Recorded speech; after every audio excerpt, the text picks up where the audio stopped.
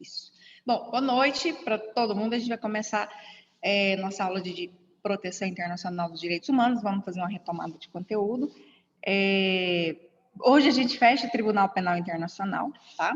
Então, só um minuto, povo. Tá.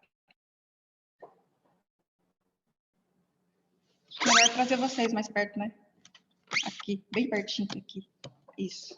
Bom, e aí a gente vai fechar o estudo do Tribunal Penal Internacional. Nós estamos aí há praticamente 2 aulas estudando o Tribunal Penal Internacional e é normal que isso aconteça porque o sistema internacional de responsabilização penal tem um conteúdo bem extenso, são regras que precisam de um estudo mais detalhado. Vocês podem perceber que, principalmente na última aula, a gente estudou questões jurídicas muito importantes em relação à relação do internacional, da jurisdição penal internacional, com o sistema interno dos estados, porque é muito complicado. Até quando a gente fala de um sistema regional de direitos humanos, e essa possibilidade de se responsabilizar estados, é uma situação. Quando nós falamos de uma jurisdição penal internacional com a possibilidade de aplicar penas para pessoas, vocês podem ter certeza que é outra situação. Então, com certeza, vai ter uma resistência maior de alguns estados em ratificar o Estatuto de Roma, enfim, até porque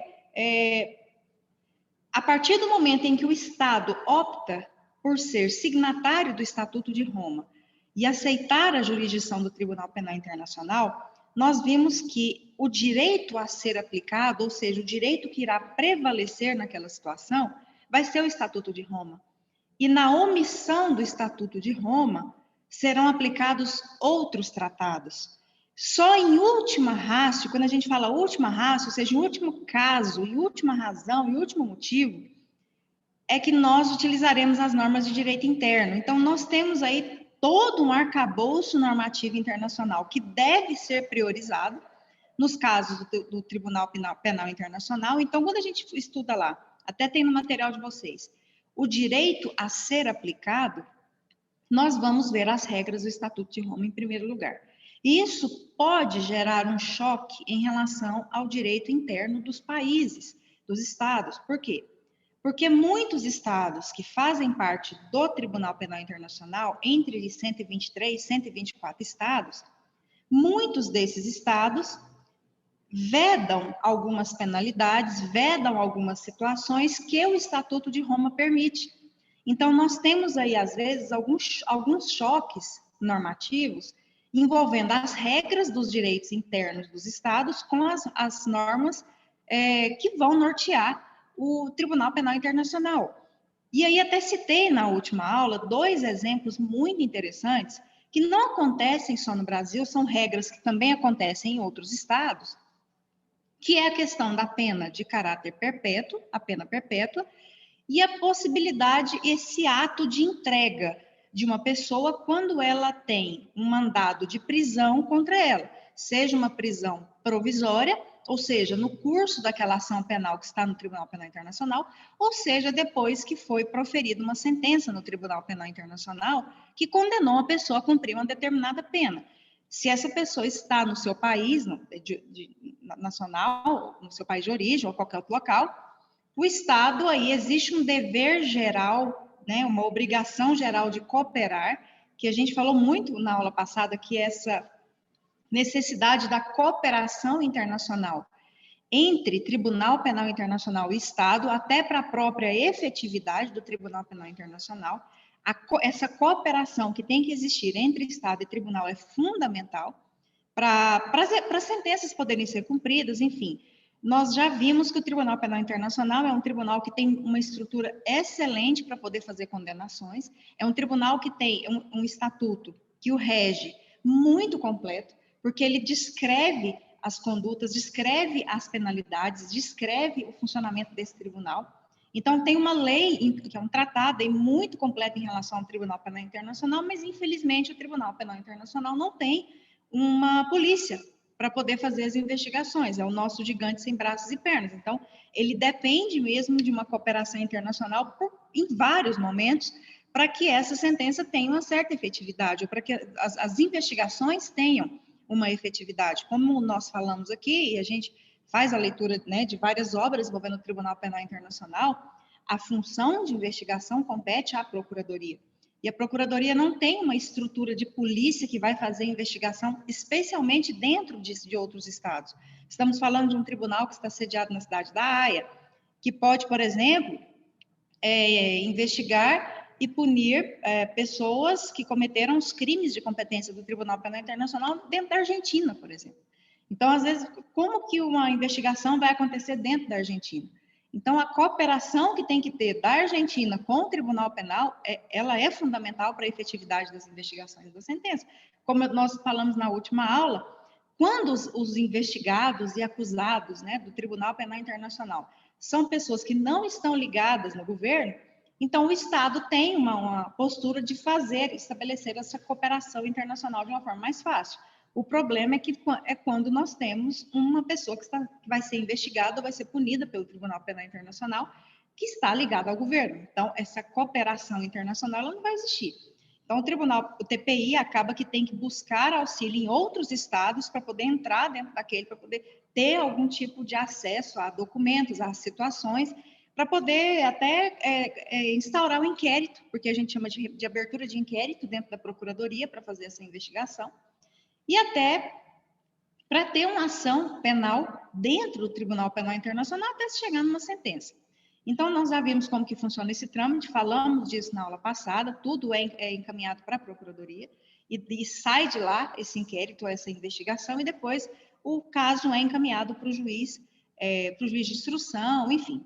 Tem toda uma estrutura dentre os 18 juízes, que já estudamos a composição do Tribunal Penal Internacional.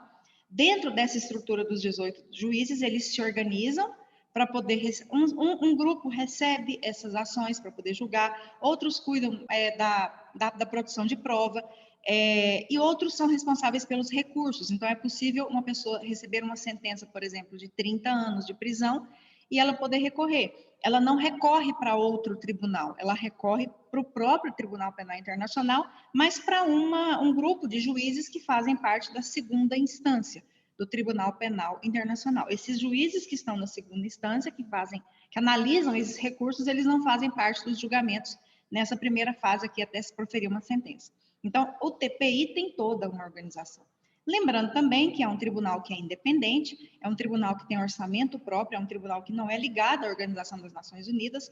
Daqui a pouquinho nós vamos estudar a ONU e a gente vai ver que a gente não vai falar do TPI, né? Nós vamos falar de outro tribunal, que é a Corte Internacional de Justiça, mas não do Tribunal Penal Internacional. Então, os estados que fazem parte do Tribunal Penal Internacional são os estados que acabam financiando todas as despesas, são valores, da mesma forma que um país, por exemplo, o Brasil faz parte da ONU, o Brasil faz parte do Tribunal Penal Internacional. Da mesma forma que o Brasil tem um valor para ser destinado para a ONU, o Brasil tem no seu orçamento um valor para ser destinado para o Tribunal Penal Internacional, e o próprio TPI também tem toda uma organização de regras de organização orçamentária, enfim, divisão de despesas dentro do tribunal. Então, realmente é um tribunal independente. E na aula passada, nós vimos que essa questão da independência do Tribunal Penal Internacional é algo muito interessante. Por quê? Porque ele é independente dentro daquilo que lhe compete. Então, vamos analisar o seguinte ponto. Nós estamos falando de um tribunal que ele tem competência para investigar e julgar e responsabilizar criminalmente pessoas, desde que aquele estado onde ocorreu o problema, ou o estado onde esse nacional é ligado, de onde saiu essa ordem, de cometer esses crimes, ele faça parte do Tribunal Penal Internacional, ou seja, esse estado tem que ser signatário do Estatuto de Roma.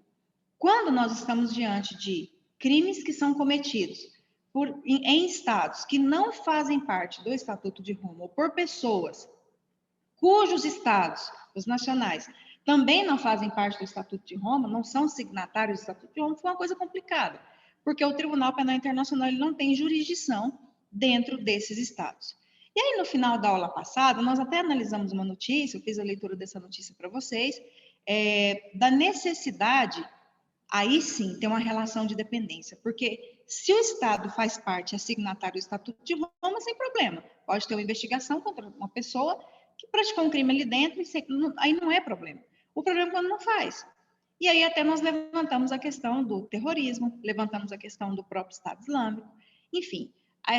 Por que a gente não vê nenhuma manifestação do Tribunal Penal Internacional, já que existe um tribunal, uma corte criminal permanente, por que nós não vemos nenhuma movimentação em termos de Tribunal Penal Internacional para fazer o julgamento, pelo menos a investigação de ataques terroristas, por exemplo, que são cometidos pelo Estado Islâmico. Não só ataque terrorista, mas também ações, crimes que são praticados envolvendo o Estado Islâmico. Por que até hoje não temos nada sobre isso?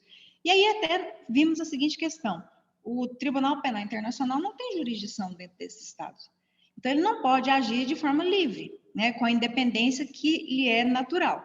O que acontece nessas específicas situações? Existe uma única possibilidade, que é, desde que a Organização das Nações Unidas faça um encaminhamento para o Tribunal Penal Internacional, como se fosse chama de queixa, na verdade é um pedido mesmo, olha, é mais ou menos uma autorização que tem que sair de dentro da Organização das Nações Unidas, dizendo, olha, Tribunal Penal Internacional, mesmo que esse Estado não faça parte desse sistema internacional, considerando a gravidade das violações de direitos humanos e dos crimes que são praticados, você está autorizado a agir e proceder essa investigação dentro daquele Estado.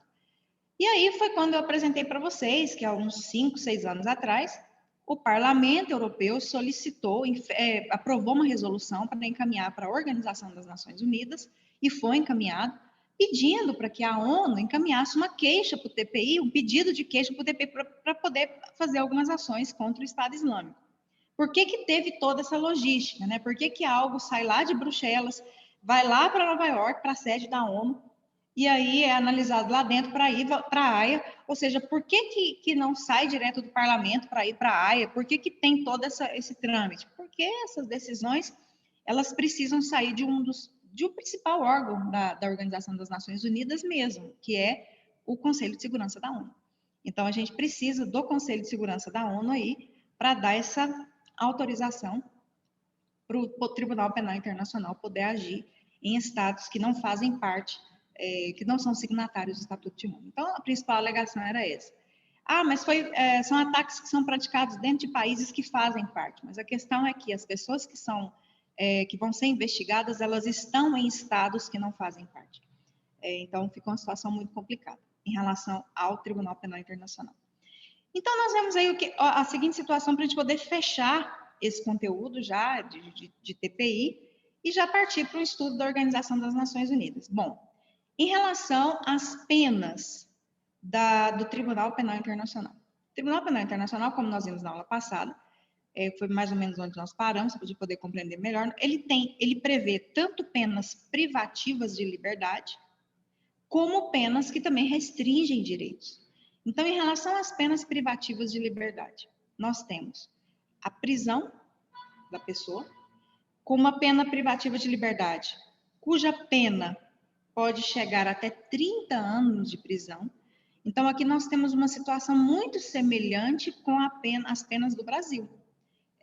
Aqui no Brasil, nós temos o máximo de pena em regime fechado, não em termos de se aplicar a pena.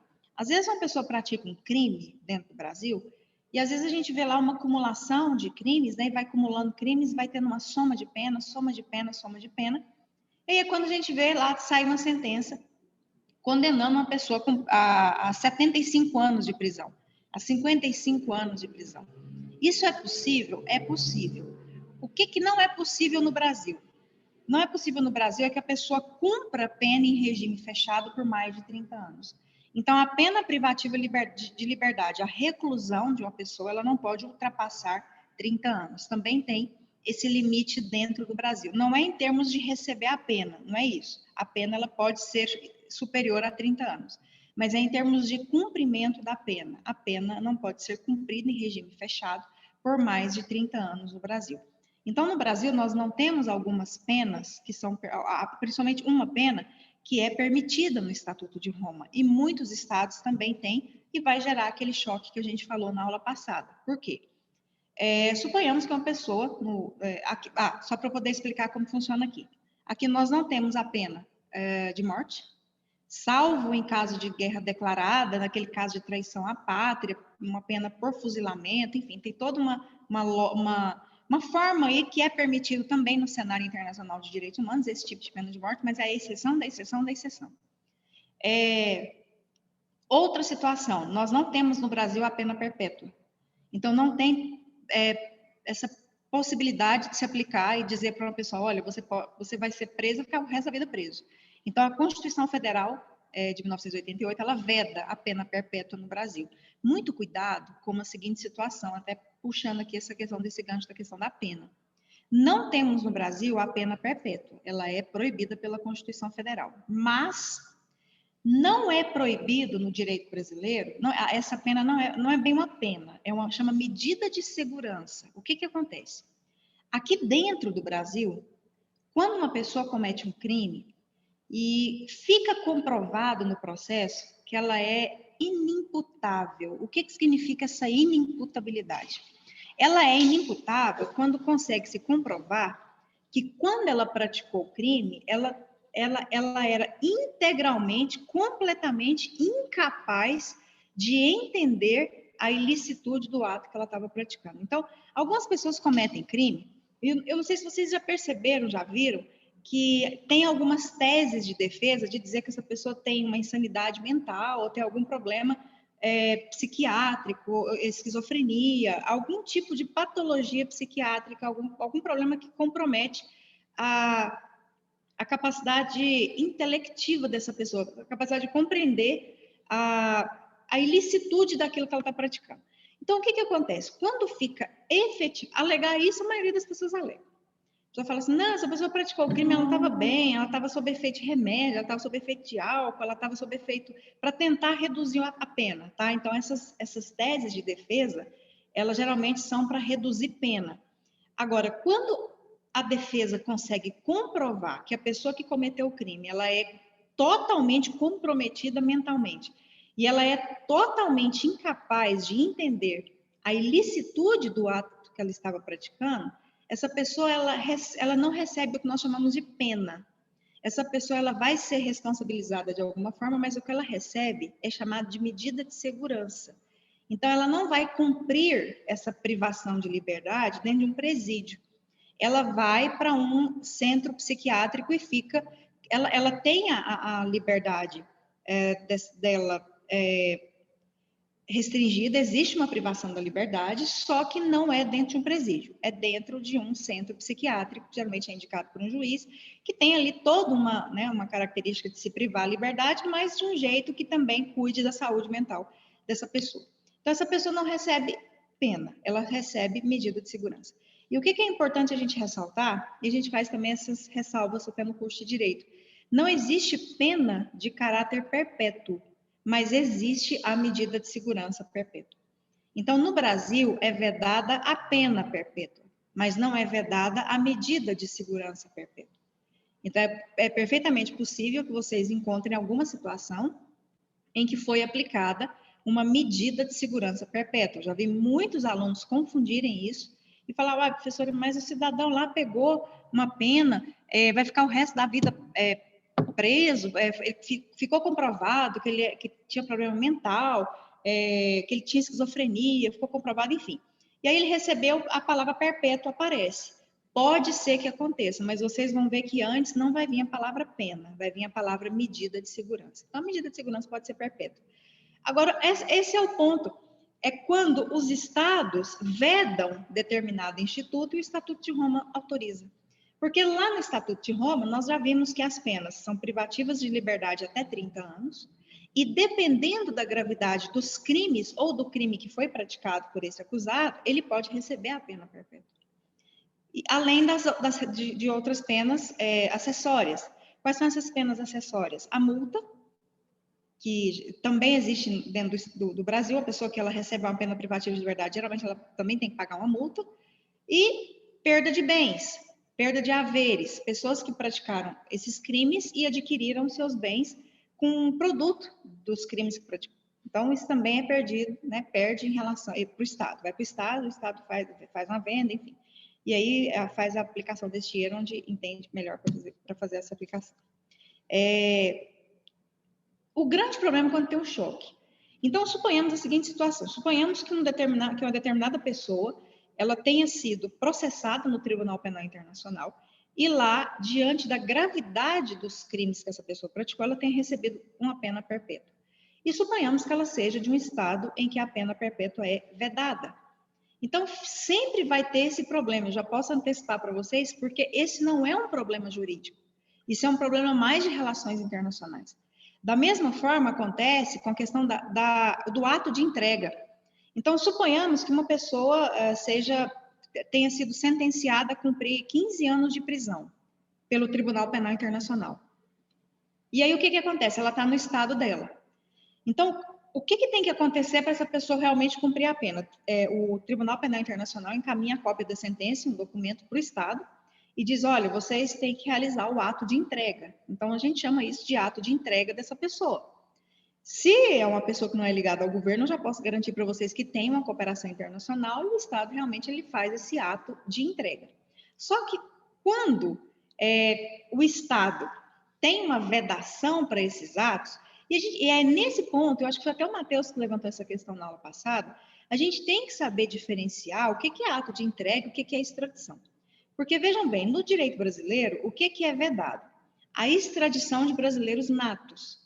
Então, vamos supor que um brasileiro ele cometeu um crime de competência do Tribunal Penal Internacional, foi julgado lá e recebeu 15 anos de prisão.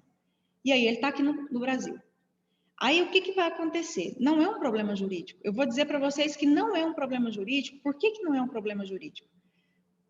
A defesa dessa pessoa vai tentar alegar isso. Olha, nós não vamos entregar, o Brasil não vai entregar essa pessoa. Por quê? Porque no Brasil tem uma Constituição Federal e essa Constituição Federal diz que brasileiros natos não podem ser extraditados. Então, nós não vamos entregar essa pessoa. Isso aí não é um problema jurídico, porque como nós já estudamos, a partir do momento em que há um julgamento no Tribunal Penal Internacional, o direito aplicável é o Estatuto de Roma. Então, sim deixado de lado o direito interno, mesmo que esteja na Constituição Federal, tudo bem, está na Constituição Federal, mas o julgamento foi feito pelo Tribunal Penal Internacional. Então, as regras que vão incidir vão ser do Estatuto de Roma. Então, você é obrigado a entregar essa pessoa.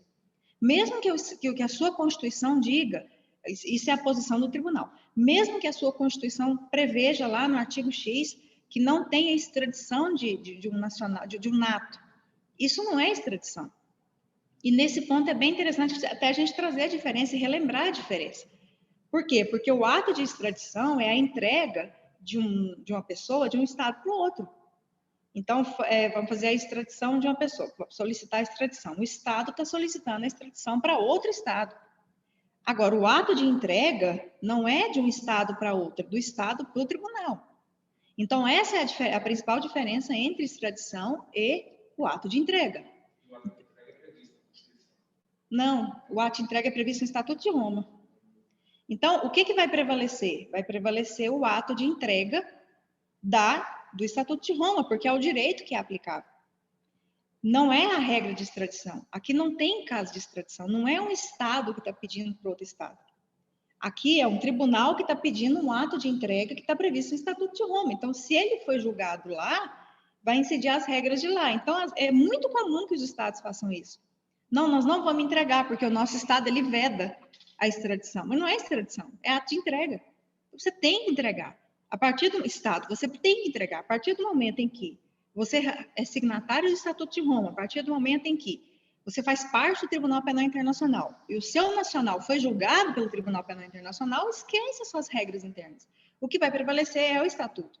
É a regra do jogo internacional. A gente já estudou isso. Aliás, nós estamos estudando isso desde o mês passado. Existe o princípio do consentimento. Agora, a partir do momento em que o Estado resolve fazer parte daquele sistema, ele não é obrigado a seguir a regra, ele não é obrigado a entrar. Mas a partir do momento que ele entrou, ele tem que seguir a regra do jogo internacional. E a regra lá é o Estatuto de Roma, não tem como fugir disso. Da mesma forma acontece, e até lembrando, acho que o Matheus falou isso também na aula passada, porque são muitos institutos, né? Tem a deportação, tem a extradição, tem o ato de entrega, tudo isso tem uma diferença. Extradição é uma entrega, sim, que é feita, mas de um estado para outro estado. O Brasil vai entregar uma pessoa para a Itália, para ser julgada lá na Itália. Ou então para você cumprir uma pena lá na Itália. Ou o Brasil vai entregar uma pessoa para a Holanda. Por quê? Porque ela vai ser julgada lá, ou ela vai ter que cumprir essa pena lá na Holanda, por algum motivo. Isso é extradição, é uma relação de um estado com o outro. Agora, quando é para um tribunal, isso é entrega. Então, essa é a diferença entre os dois. Agora, já a deportação não é bem uma entrega. A deportação é uma determinada situação, é uma saída compulsória, obrigatória, em que a pessoa tem que fazer, obrigatoriamente ela tem que fazer, por quê? Porque ela está ilegal em um determinado país e essa pessoa não cumpriu os requisitos que foram exigidos para ela ou o prazo que foi dado para ela deixar o país.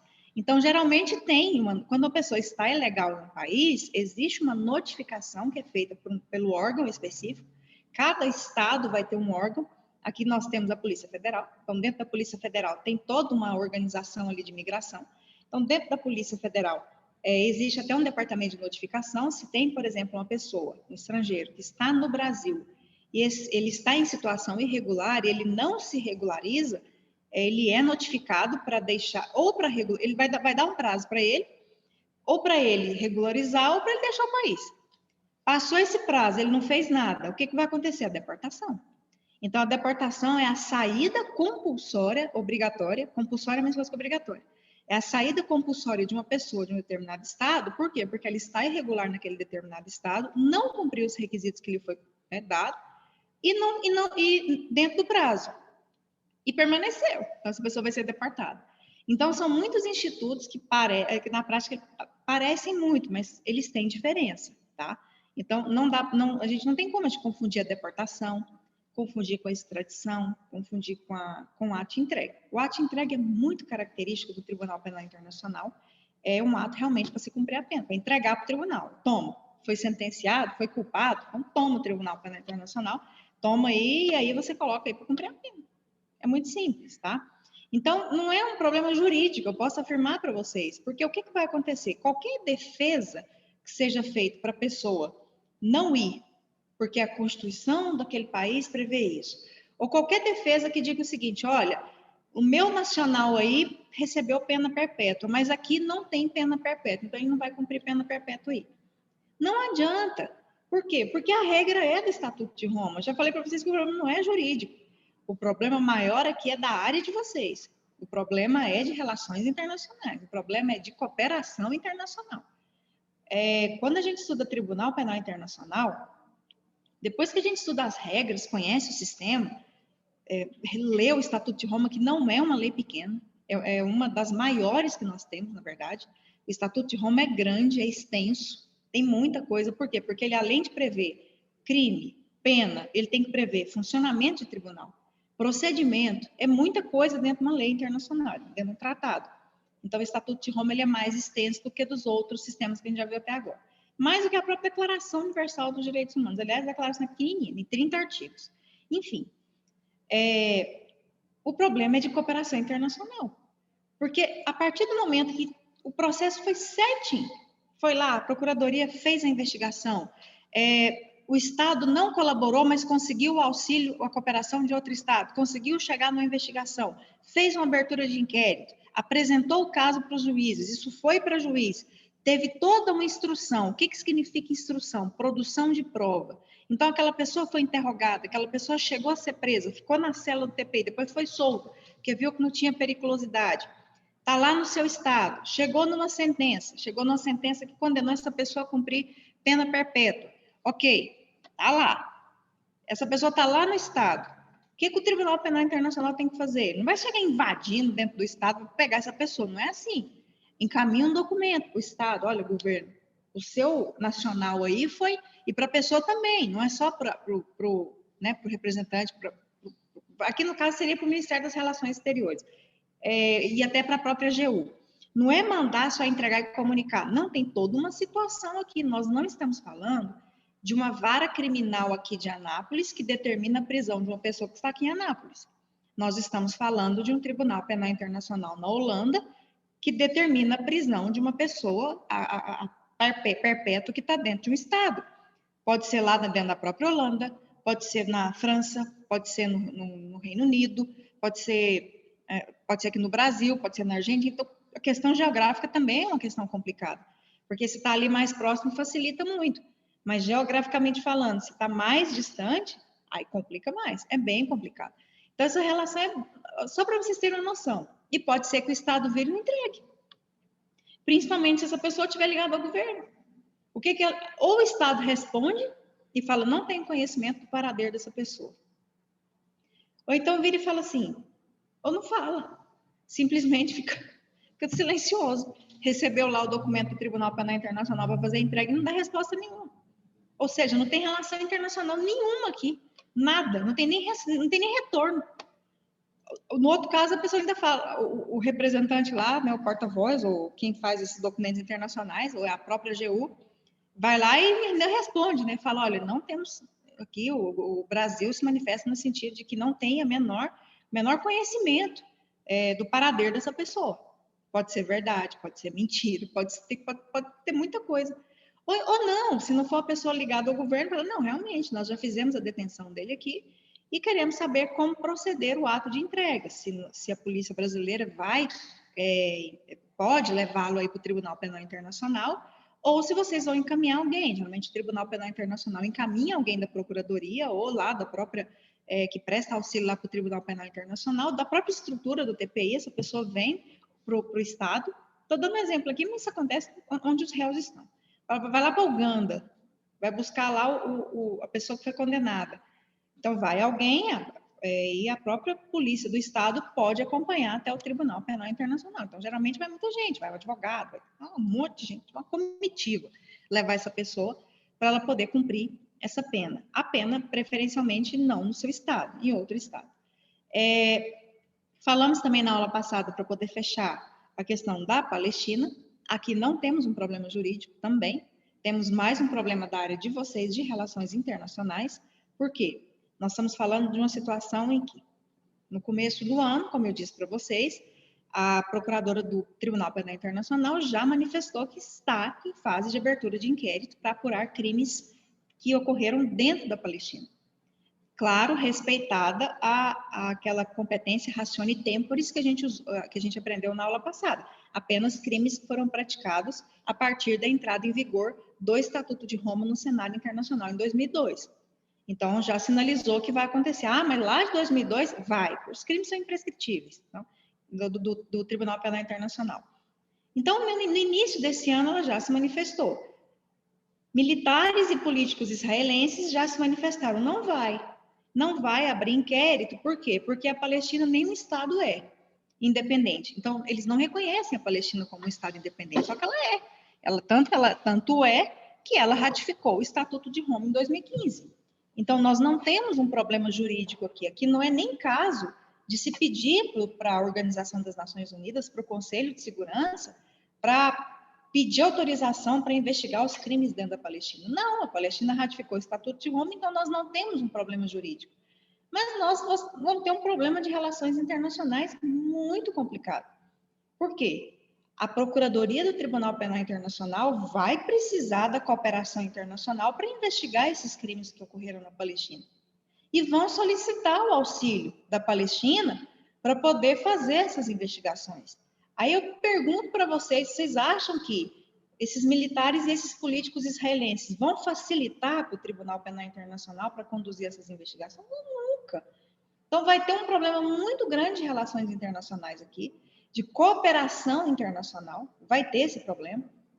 E vocês podem ter certeza que se, uma vez investigados, uma vez processados e uma vez sentenciados e ficando comprovada a responsabilidade de algum militar, de algum político israelense, agora vocês imaginam o Tribunal Penal Internacional solicitar a entrega dessa pessoa.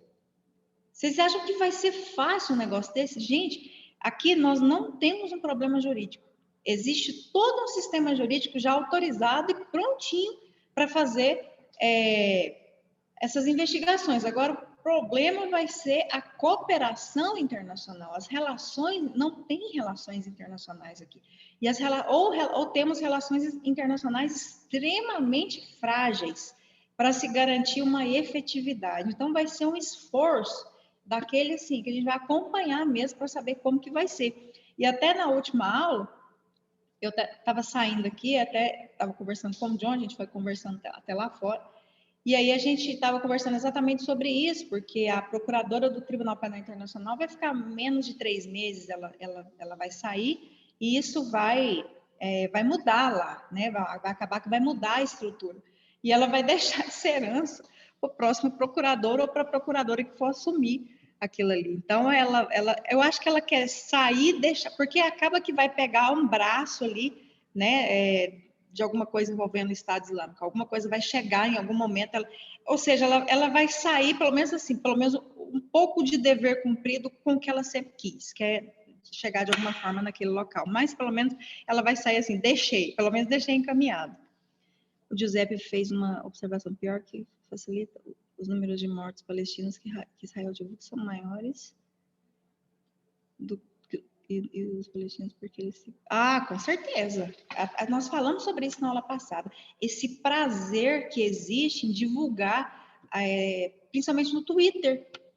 Eles encaminham para os governos esse prazer que eles têm de divulgar o que é feito, a forma, como que mata, coloca lá a pessoa e aquele tanto de gente atrás ali, se gabando da forma que está matando aquela pessoa. Igual acho que eu mencionei na última aula para vocês, aquele senhor que foi morto porque ele construiu uma igreja. É o que a gente vive, né? Porque, como eu falei na aula passada, às vezes a gente não tem muita noção de algumas coisas que acontecem, porque não é a nossa realidade aqui. Mas quando a gente para pensar o que acontece, parece que a gente estuda, a gente tem uma sensação, a gente foi conversando, a gente foi conversando sobre isso, tá só eu e o John aqui, tá? E o John tá bem distante ali, pra gente poder, não tem problema. Mas a gente estava conversando sobre isso. Quando a gente estuda o que acontece, esses crimes, essas pessoas que são julgadas, esses casos, tipo o que o Giuseppe mencionou aí, todas essas questões, gente, isso acontece diariamente. É porque nós não temos isso muito próximo a nós aqui. Nosso problema, nós temos problema, nosso problema é outro. Nós temos muito problema aqui, mas não são problemas semelhantes. É muito difícil a gente achar esse tipo de problema. É claro que a gente tem uma criminalidade aqui terrível. Nós temos crueldade complicadíssimas. A gente pega crimes que acontecem aqui que a gente fica pensando, não é possível que um crime desse não pode ser julgado no Tribunal Penal Internacional pela crueldade, pelo jeito que foi, as formas, gente, matar criança, pelo amor de Deus, idosos, o jeito que... Enfim, nós temos muitos problemas. Mas também, quando a gente vê outras situações, como que uma pessoa leva um tiro na cabeça, ali na nuca, e isso é filmado, isso é mostrado para o mundo inteiro, por quê? Porque ela construiu uma igreja católica cristã, porque ele é cristão, e construiu uma igreja num determinado local. E eles fazem questão de divulgar, olha, nós matamos, nós pegamos o sangue dessa pessoa e jogamos em cima da igreja onde ele construiu. Olha o que é isso. Enfim, são situações que a gente realmente não tem aqui de perto, mas são situações muito complicadas mesmo, tá? E só quem vê mesmo, por isso que eu falo, se vocês gostam dessa área, e se vocês têm a oportunidade pela área que vocês escolheram, tudo que vocês tiverem de oportunidade, tem muitos programas de fomento. Olha, professor, eu quero, mas parece que o negócio... Olha, eu vou dizer uma coisa para vocês. Eu nunca gastei R$1 para fazer um estágio dentro de um tribunal internacional. Foi tudo com auxílio financeiro de fundação de pesquisa. Então, se falar para vocês, nunca gastei. Foi com bolsa mesmo que custeou tudo. Então, às vezes a gente pensa, nossa, mas é um negócio muito caro, é um negócio que depende muito do que vocês querem. Porque se vocês querem mesmo, é viável, é possível e tem como. É só correr atrás e ver, tá? Então, isso eu posso garantir para vocês. Eu nunca gastei. Para falar que eu não gastei R$1, só de parente pedindo lembrancinha, porque a gente não pode usar dinheiro público para comprar boina, chaveirinho, sapatinho lá da Holanda. Não pode, né? Aí tem que ser nosso mesmo. Falar que eu não gastei R$1, pelo menos as lembranças dos parentes, que quando você está lá, traz isso para mim, traz isso aqui. Aliás, qualquer lugar, né? Quando você foi em Goiânia, com audiência, com a reunião. Você vai em Goiânia? Passa no lugar para mim, traz um. Você vai para Brasília? Passa lá no lugar, traz. Não sei se isso acontece com vocês. É só a gente fazer um pequeno deslocamento que vem os pedidos de encomenda, né? Obrigada, Giuseppe, por colocar a fonte aí. Bom, vamos lá, gente. Vamos fechar esse conteúdo. Fim, né? Fim de Tribunal Penal Internacional. Vamos lá. Alguma dúvida no TPI? Estou quase entrando dentro do computador aqui. Pode falar. Então, sobre o TPI, caso haja uma sentença e seja alguém ligado ao governo, o Estado opte por encobrir aquilo ali e dizer que não sabe para a pessoa e tal, e o TPI venha a descobrir que isso é mentira. O Estado sofre algum tipo de sanção, multa? Não. A dúvida do John é sempre aquela dúvida das sanções internacionais por descumprimento de decisões internacionais.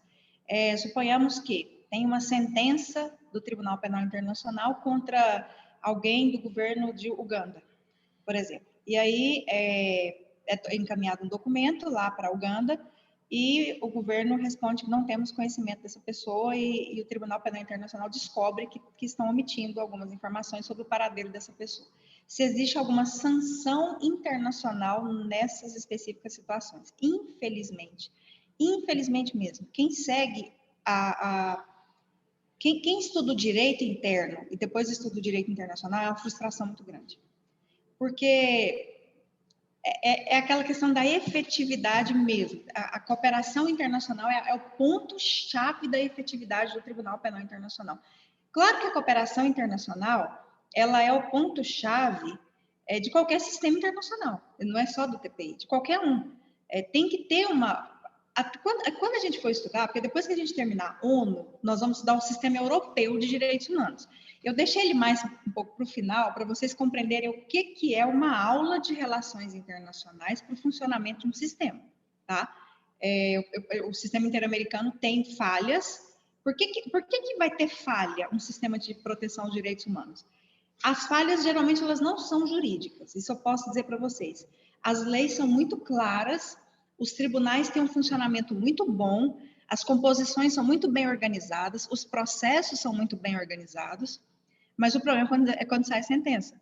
Então, quando é proferida uma sentença, como que se faz para que por exemplo, dentro do sistema interamericano de direitos humanos, como que é possível que um determinado Estado cumpra uma decisão da Corte Interamericana? Por que tem... E quando a gente pega um outro sistema, vamos pegar o sistema europeu, por que lá no sistema europeu o índice de cumprimento, de efetividade, né, de cumprimento das decisões é maior do que o sistema interamericano? O que acontece, né? Então, o ponto da cooperação internacional, das relações internacionais, é muito importante para a própria efetividade do sistema internacional. Mas do que isso depende? De tudo. As relações internacionais vai depender de tudo. Vai depender da política internacional, nacional e internacional, da diplomacia nacional e internacional, das relações, como que o Estado se relaciona com aquele sistema. Qual que é a relação do Brasil com a OEA? Qual que é a relação da Venezuela com a OEA? Por que houve um rompimento da Venezuela com a Organização dos Estados Americanos? O que aconteceu ali? Aquilo ali é um problema internacional ou é um problema interno? O Giuseppe colocou a fonte. A Hillary colocou aqui. O direito interno é falho. O direito internacional também é falho. Cada dia que passa eu me frustro mais com o meu curso. Mas é pelo contrário. A solução, Hillary, é o curso de vocês. Porque o que acontece? A solução é o curso de vocês. São exatamente as relações internacionais. Seria muito confortável para vocês pegar um cenário pronto. Aqui que vocês têm que ver, é o contrário do seu pensamento. Aqui que, se eu dissesse para vocês assim, nossa, é tudo perfeito. Tribunal Penal Internacional funciona super bem, porque só ele proferir uma sentença, o Estado já entrega a pessoa cumpre a pena, ou então o Brasil foi condenado na Corte Interamericana de Direitos Humanos e recebeu lá 625 obrigações para ser cumpridas, cumpriu as 625 obrigações, ele está perfeito lá na lista da ONU, está tudo certo, o povo bate palma para todo mundo, todos os estados são adimplentes com os órgãos de proteção aos direitos humanos. O que ia precisar de vocês? Se já tem todo um corpo aí para resolver isso. É o contrário do que você colocou. É agora que é nesse ponto que vocês olham e falam assim, como eu sou necessário, ou como eu sou necessária. O que eu posso fazer nessas relações? Não, mas você tem que pensar em mudar. São você, não é impossível. As pessoas, todo mundo pensar isso. Não, tem que ser feita a parte. Cada um está ali dentro da sua área. Não é a questão, tem advogados, tem procuradores, tem juízes. O que adianta ter 18 juízes no Tribunal Penal Internacional, toda aquela estrutura, milhões e milhões por ano indo para lá? Procuradoria, procuradora, deslocamento, gente julgando, saindo sentença. Aí entra para o Estado e fala assim, Estado, aí o representante das relações internacionais do Estado não estabelece um diálogo que seja com esse sistema internacional de proteção aos direitos humanos. Aí vem o ponto, por que determinado sistema funciona? Será que é porque as leis são diferentes? Não. Aliás, eu estou me referindo a um sistema europeu que tem uma convenção desse tamanhozinho aqui, ó, em termos de lei. O sistema interamericano tem isso aqui de lei, o sistema europeu tem isso aqui. Então, não é a quantidade de leis que faz a efetividade, porque por lei, nós estamos falando de um sistema que quase não tem. Por que é que uma Corte Europeia de Direitos Humanos vira para a França e fala assim, olha, França, nós sabemos que você não permite a eutanásia. A França não permite. Mas chegou um caso aqui para nós e nós julgamos que favorável, então você vai ter que praticar a eutanásia aqui. Aí por que a França vai lá e faz? Mesmo com a legislação dela interna, e olha que a França não é um dos mais abertos para o sistema internacional. A gente fala em França, a França tem ali toda uma característica um pouco diferente. Aliás, não é de França. A França tem uma intolerância meio característica dela. Até porque é alvo, né? É um dos principais alvos ali. Quando é mais intolerante a algumas coisas, aí é mais complicado. Por que julga a Holanda numa determinada situação? A Holanda também não é o melhor dos exemplos, porque tudo é permitido, né? Quase tudo é permitido. Lá vai ser mais simples chegar uma decisão lá vai ser cumprida, mas você pega um país mais fechado, França. A França é um país né, que dá para fazer esse exemplo, é mais fechado. E fala, olha, você tem uma lei interna aí que veda, que não aceita, mas tem uma decisão internacional aqui que você é obrigado a cumprir. Enfim, por que ela cumpre? Por que ela... Vocês podem ver na aula de Sistema Europeu de Direitos Humanos, nós vamos ver várias questões envolvendo as relações internacionais que aproxima muito, existe uma forma de aproximar muito o Estado do sistema internacional. Quanto mais estanque isso menos relações tem, com certeza menos efetividade nós vamos ter. Então, essa fala para ser interpretada por vocês, não no sentido de, não desanime, pelo contrário. É aí que vocês têm que ver onde que vocês podem fazer a diferença dentro. Isso existe, gente. É a área de vocês. Esse curso de vocês, Relações Internacionais, não é um curso que tem um oferecimento de profissionais igual o direito, não. São poucos. São poucas pessoas na área, não são muitas pessoas na área.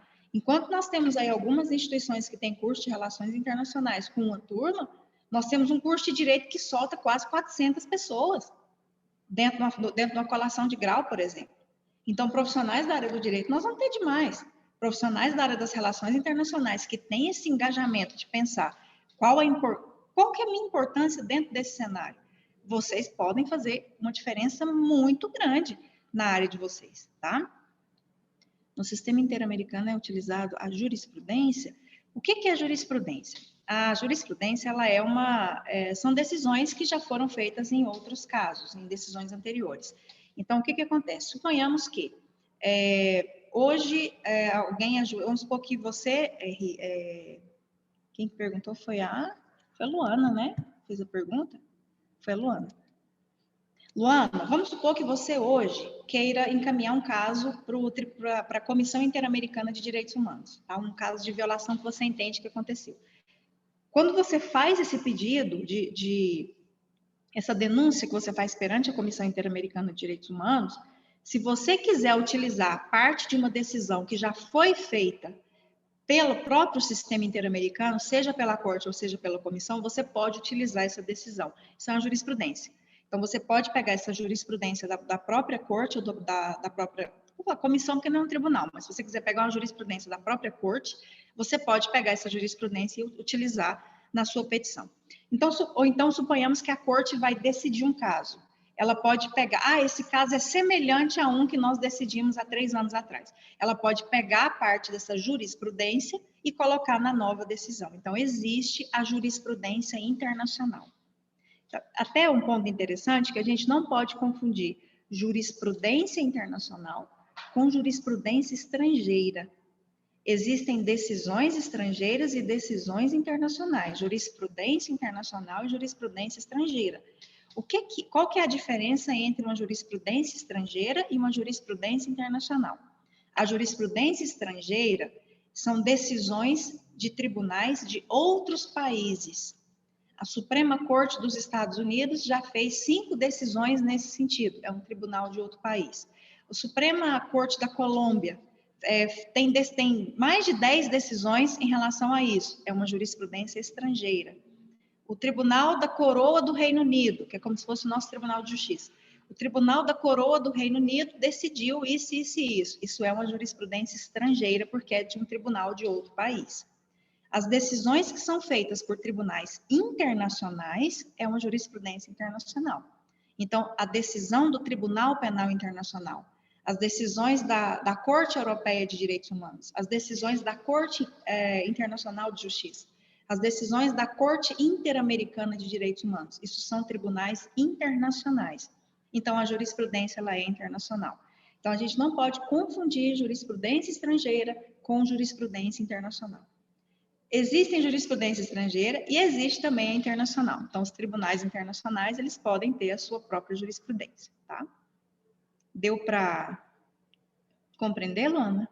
Sua dúvida? Deu sim, muito obrigada. Aí com o TPI também funciona da mesma forma. Ele vai usar a jurisprudência somente dele. Ou ele pode usar, por exemplo... Você quer saber se o tribunal pode usar só a sua própria jurisprudência? Essa é a sua dúvida? Também. É porque esclareceu a primeira e agora surgiu essa. Tá. Então, vou continuar. O que acontece?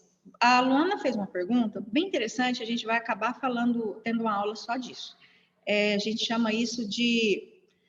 Eu vou falar um nome mais fácil, depois eu vou falar um nome mais complicado, tá? A gente chama isso de diálogo entre juízes.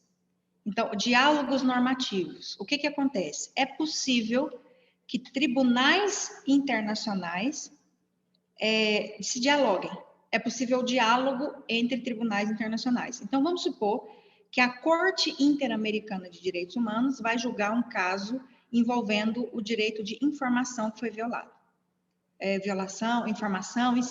direito à informação é um direito humano, e houve um caso em que não foi divulgada uma informação. Não sei se vocês sabem, mas no caso Mariana, o primeiro direito humano que a ONU levantou que foi violado na tragédia de Mariana foi o direito à informação. As pessoas não foram... Porque o que acontece? Foram 650 quilômetros de dano. Daria tempo de comunicar cidades que estavam tendo um rompimento e não teve nenhuma comunicação. Então, o primeiro direito que a ONU levantou, que teve, no caso, na tragédia de Mariana, foi o direito à informação. Direito à informação é um direito humano, a gente precisa saber as coisas que estão acontecendo, né? Aí, o que acontece? Suponhamos que a Corte Interamericana esteja julgando um caso envolvendo o direito à informação, violação do direito à informação. E aí, ela utiliza uma jurisprudência da Corte Europeia. É possível. A gente chama isso de diálogo entre juízes, diálogos normativos. Então, é possível um tribunal internacional utilizar a jurisprudência de outro tribunal internacional para poder fortalecer os seus argumentos. Isso é muito sofisticado quando acontece. Eu ventilei esse caso do direito à informação porque tem um caso que se chama Claude Reis versus Chile, se eu não me engano, que foi um problema envolvendo o direito de informação. E nesse caso especificamente, que foi julgado no sistema interamericano, foi utilizado uma jurisprudência do sistema europeu. Então, a gente chama isso de diálogo entre juízes. Também chamado, para quem quiser aprofundar aí nos estudos, de fertilização cruzada. É um nome que a gente pensa assim, Pelo amor de Deus, o que é isso? O professor só fala de fertilização na sua vida. A minha vida é uma vida de fertilização, né? Até que convenhamos aqui desabafando, minha vida, a tal da palavra fertilização, na minha vida, ela é assim, todo dia eu estou falando de fertilização. Mas agora voltando, brincadeira. Voltando aqui. Existe no cenário do direito internacional dos direitos humanos, é algo que a gente vai ver mais no final do curso, mas a Luana já antecipou algumas situações, porque depois que a gente estuda todos os tribunais internacionais de proteção aos direitos humanos, esse sistema internacional de proteção aos direitos humanos, vai vir essa dúvida naturalmente.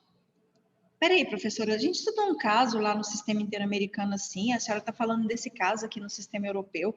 Será que essa questão da Corte Europeia não pode ajudar a Corte Interamericana, ou então a Corte Interamericana não pode ajudar a Corte Europeia aqui, podendo utilizar? Pode, aliás, o tempo inteiro esse diálogo acontece, tá? É perfeitamente possível isso acontecer. Por que se chama fertilização cruzada? A fertilização cruzada olha a teoria que foi criada. Você pega uma decisão de um tribunal internacional de direitos humanos, pega uma decisão de outro tribunal internacional de direitos humanos, faz uma fertilização cruzada para sair uma nova decisão. Quem criou esse termo, fertilização cruzada, são duas professoras, na verdade. São duas francesas. Uma chama Sandrine e a outra chama professora Delmas. Deixa eu colocar o nome de uma delas, que a leitura é muito boa. Depois vocês coloquem, pesquisem sobre ela, vão gostar, tá? Ela escreve muita coisa interessante. A professora Delmas, ela escreve coisa muito interessante sobre o diálogo entre juízes. A fertilização cruzada, ela tem até umas teorias de como seria essa fertilização. É bem interessante mesmo, fica a sugestão aí dessa autora. Qualquer coisa que essa mulher escrever, pega o nome dessa mulher e coloca, qualquer coisa que ela escrever é bom. E aí vocês podem colocar fertilização cruzada, que vocês vão achar alguma coisa que ela escreveu. Tem uma professora também que escreve sobre fertilização cruzada, a professora Sandrine. Depois eu anoto para você, tá? O nome delas. Se as mulheres escrever, gente, pode ler, tá? Não tem erro, não. Não tem como sair coisa ruim daí. Então, elas escrevem muito sobre a fertilização cruzada e Luana vai te esclarecer muito bem. Eu já iria indicar na nossa aula de diálogo entre cortes, mas antecipando essa dúvida que naturalmente aconteceria, porque a gente está estudando vários sistemas e viria essa pergunta, né? Eles podem se comunicar, e eles se comunicam.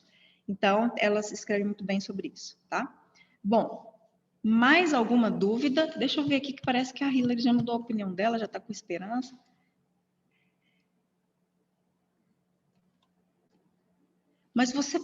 Mas gente, olha, lembra de Ariano Suassuna.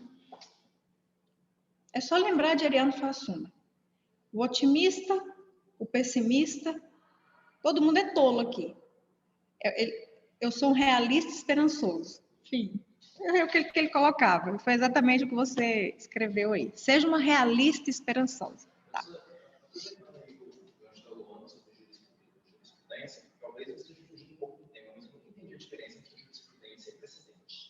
O que acontece?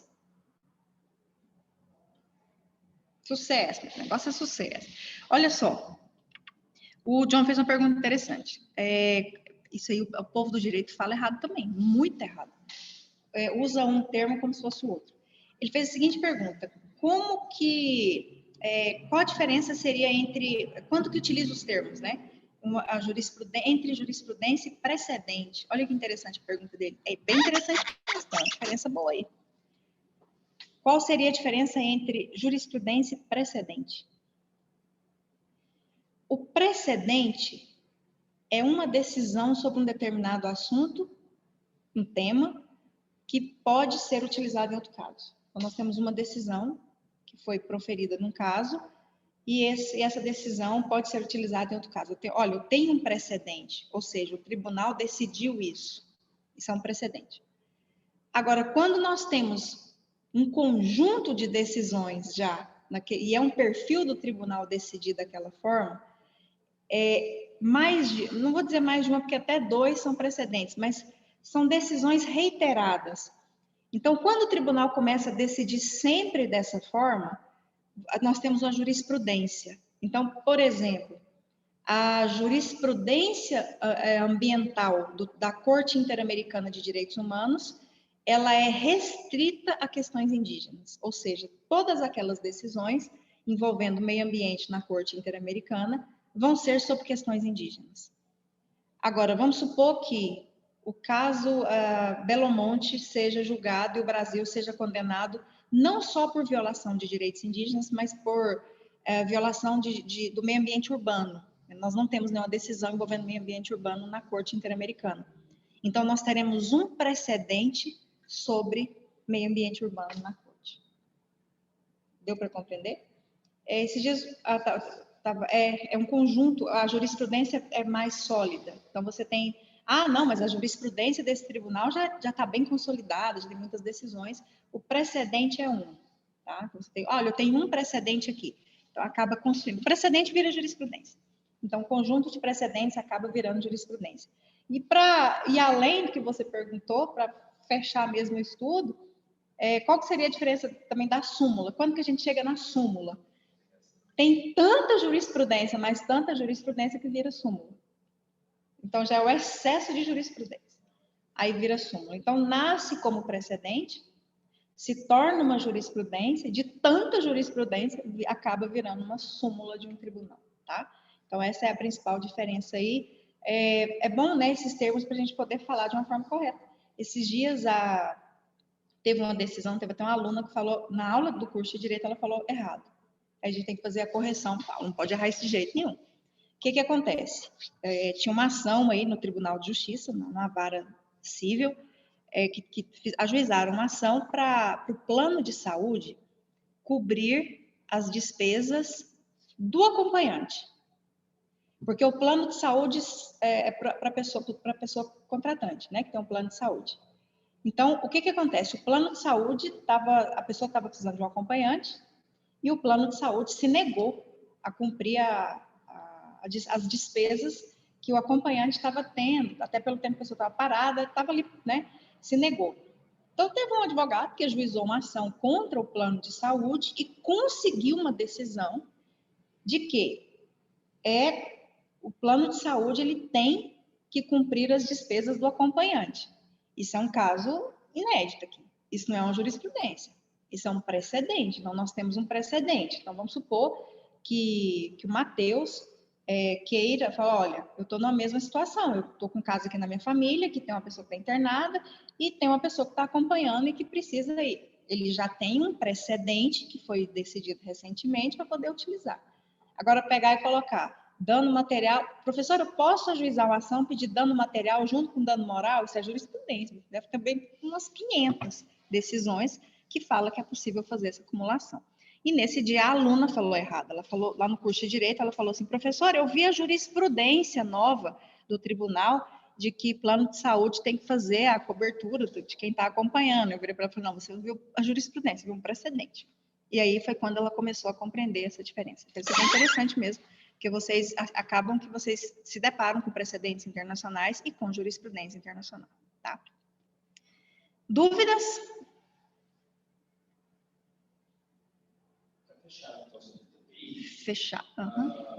O que o Estatuto de Roma diz a respeito de diminuição de pena devido a comportamento, por exemplo? A única possibilidade de diminuições de pena Obrigada, Guilherme. A única possibilidade de diminuição de pena, segundo o Estatuto, é aquela questão da pessoa já ter cumprido uma pena provisória. Então, vamos supor que a pessoa foi presa durante o processo. Se pode ter uma diminuição da pena por bom comportamento, igual existe no Brasil. Aqueles critérios que vai possível, né, a progressão, né, do regime de pena. Nesse sentido, não. Mas é possível se diminuir a pena da seguinte forma, segundo o Estatuto. Uma coisa é a resposta jurídica, a outra é a resposta de relações internacionais. Tem isso também. Porque o que acontece? Aquela pessoa que ficou presa provisoriamente, uma ação dentro do TPI é 4, 5 anos. Não é nada que a gente pensa, internacional é rápido, né? Não. 4, 5 anos está lá, a pessoa está presa. Essa pessoa recebeu 14 anos de prisão e cumpriu 5. Então, faz a conta, ela vai ter que cumprir o quê? 9. Dá 14, 5, 9. ela vai cumprir 9. Então, isso é possível, tá? É fazer o cômputo da pena que ela ficou presa provisoriamente, lá no final faz lá a conta, faz a detração. Depois disso, ela poder parar inocente. Como é que o Estado vai ressarcir ela com 5 anos presa injustamente? Só ação de indenização. Mas é extremamente complicado, porque ajuizar uma ação contra o tribunal é um pouco complicado. Tá? Bem complicado. Enfim, ficou claro demais? Então, que bom, fiquei feliz. Todo Tribunal Penal Internacional, respira, foi, mais um sistema vencido. Vamos passar para o outro agora? Vamos falar de ONU? Fechou a TPI? Material está lá no AVA. Qualquer dúvida que vocês tiverem, está lá, está tudo certo. Qualquer coisa é só falar comigo, tá? ONU. Você não desistiu, filho? Você não desistiu? Ainda quer ver? Manda uma foto sua lá um dia. Fala, professor, estou aqui intermediando um acordo que está acontecendo. Sim. Amém, professora, tomara. O Brasil não está aguentando mais passar vexame, gente. Pelo amor de Deus, não é coisa demais, Senhor. Deus de misericórdia. É coisa que não acaba. Mas vamos lá. Em relação à ONU. Organização das Nações Unidas. A gente fala de ONU, fala de Organização das Nações Unidas. Desde esse mês passado, né, a gente tem falado de ONU, a Declaração das Nações Unidas. A ONU foi criada pela Carta das Nações Unidas. Enfim, se fala de ONU, mas a gente tem que estudar um pouco a ONU. Aliás, parece-me até que já teve um sorteio aí para... Vocês vão fazer a simulação da Assembleia Geral da ONU. Fui ver hoje no grupo. Quase que eu ainda erro lá. Porque eu entrei lá no grupo para mandar eu acho que eu entrei lá e eu ainda mandei um negócio para vocês. Eu acho que você que eu mandei para o grupo errado. Eu acho que eu ainda mandei um negócio para vocês lá no grupo do Tribunal Penal Internacional. Não sei se foi no sábado, eu sei que ou foi no feriado. Eu sei que eu estava lá lendo, peguei e já taquei lá no grupo. E aí, bem na hora que eu coloco no grupo, tá lá. Pessoal, hoje vou fazer o sorteio eu achei que era hoje. Tô crente que esse sorteio é hoje. Depois que eu fui ver, eu estava tão atrasada na conversa, que eu fui ver, eu fui passando. Só fui passando, e falei, Senhor, então foi sexta-feira, tô achando que esse negócio é hoje. Quase que eu entrei no link lá, que a Mariana colocou, achando que o negócio era hoje. Então, foi na semana passada, parece que já teve um sorteio. O sorteio de países, Isso, professora. Vocês vão representar, vocês vão vestir de cada país, e vocês vão representar cada país, é isso?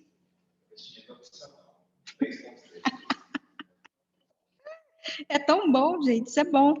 Se alguém precisar das boininhas francesas, fala comigo, eu acho que as minhas estão lá ainda, viu? Eu não sei, alguém ficou com a França? Áustria? Eu acho que eu devo ter. Alguém está com a França, com a Holanda? Eu tenho aqueles sapatos, viu, lá da Holanda, aqueles pesadão de madeira, se vocês quiserem também, mas vai aparecer no vídeo, né? Tem que ser um trem daqui para frente, né? Então, não adianta só colocar aquele sapato na cabeça.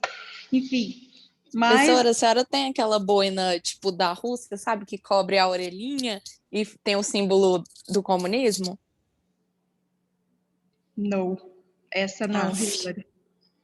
Não tem. A não ser que você pegue a francesa porque a francesa as pessoas errado, né? A pessoa encaixa ela na cabeça, ela não é encaixada na cabeça. Porque se você puxar aquele negócio assim, fazer assim, ela vai ficar meio assim, né? A pessoa encaixa ela aqui, então usa errado, porque ela tem que usar o Guilherme, que usar ela de ladinho, a não ser que você pegue a boina francesa, e se você quiser, eu pego alguma lá que eu não vou usar, e se você quiser fazer o desenho, enfim. Aí tá bom, professora, eu arrumo nem que seja um broche e boa sorte nela, né? Enfim. Mas é isso, de verdade. Se alguém precisar de alguma coisa envolvendo França e Holanda, é só me falar que isso aí eu tenho, tá? Lá. Tem lógica. Vamos lá, vamos continuar. Gente, falando em Assembleia Geral da ONU, a gente vai falar da Assembleia Geral da ONU. Vamos falar um pouquinho de ONU, tá?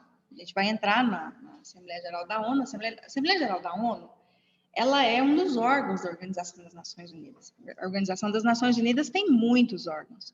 E ela é um dos maiores órgãos da da ONU. Ela não é o mais importante. Esse aí, eu vou dizer para vocês, não em termos de relevância, claro que todos os órgãos da ONU são importantes, não tem como dizer que um determinado órgão da ONU não tem importância. Todos têm as suas funções específicas. Esse material de ONU tem as funções de todos os órgãos, o que cada órgão é responsável. Deus me livre. Por que cada órgão é responsável. E a gente vai passar, tá? Vou apresentar para vocês. Mas, assim, vamos falar um pouquinho de uma forma geral da ONU e compreender um pouco desses órgãos, para a gente poder compreender o próprio funcionamento da Organização das Nações Unidas. Vamos voltar para a Segunda Guerra Mundial. Vocês estão percebendo, não esquecer mais a Segunda Guerra Mundial. É o divisor de águas. Não tem como fugir da Segunda Guerra Mundial. Por quê? Porque é o marco histórico de consolidação do direito internacional dos direitos humanos. Não tem como negar isso, tá? Isso cai em prova de concurso, gente. Qual o marco histórico que representa o divisor de águas de consolidação da proteção internacional dos direitos humanos? É a Segunda Guerra. Por quê? Porque nós temos um pós-Segunda Guerra em que uma Carta das Nações Unidas, ela é publicada. Essa Carta das Nações Unidas, a gente tinha o quê? Tinha uma Liga das Nações. Não funcionou essa Liga das Nações. Nós temos uma Primeira Guerra. Nós temos um fim de Primeira Guerra Mundial. Nós temos uma Liga das Nações, ou seja, algumas nações se ligando, é uma Liga das Nações. As nações se ligam para poder evitar uma outra guerra. Mas funcionou? Como que fala que funcionou? Aí vem um trem muito pior, muito mais grave, muito mais drástico, terrível, tragédia, horrorosa no mundo. Uma Liga das Nações totalmente falida, sem nem crédito no cenário internacional em razão do que aconteceu. Nós temos, paralelamente a isso, um fim de Segunda Guerra, uma Carta das Nações Unidas, também chamada de Carta de 45, também chamada de Carta de São Francisco, porque foi feita em São Francisco. Essa Carta das Nações Unidas cria a ONU, então a Organização das Nações Unidas é criada pela Carta das Nações Unidas, e ao mesmo tempo a Liga das Nações não é desfeita. Então, é bom vocês terem essa informação, porque muita gente acha que a Liga das Nações foi desfeita para dar lugar para a ONU. Na verdade, a Liga das Nações ela só é desfeita em 46. A ONU é criada em 45 e a Liga das Nações é desfeita alguns meses em 46. Então, nós tivemos aí, paralelamente, por alguns meses, a existência tanto da ONU como da Liga das Nações, mas só no nome, porque a Liga das Nações não está funcionando mais nada. Então, o que nós temos ali naquele cenário de 45? A organização, talvez vai ficar redundante, mas a organização da Organização das Nações Unidas, a estruturação da ONU.